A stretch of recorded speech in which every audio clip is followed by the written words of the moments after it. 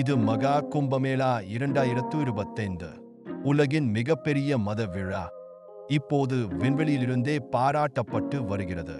அமெரிக்க விண்வெளி வீரர் Don petite சர்வதேச விண்வெளி நிலையத்தில் இருந்து மடாகம்பின் பிரமாண்ட காட்சிகளை பதிவு செய்து இதை எக்ஸ் சமூக வலைதளத்தில் பகிர்ந்துள்ளார். இந்த பக்தி சாகரத்தில் 13 கோடிக்கும் மேற்பட்ட பக்தர்கள் புனித நீராடி ஆன்மீக அமைதியை அனுபவிக்கின்றனர். மகாகும்பின் ஒளிமயமான அழகு மனித நேசத்தின் பிரமாண்டத்தை காட்டுகிறது. இந்த நிகழ்வு மட்டுமல்ல, மனித வாழ்வியல் ஒற்றுமையையும் பக்தியின் ஆழமையும் வெளிப்படுத்துகிறது.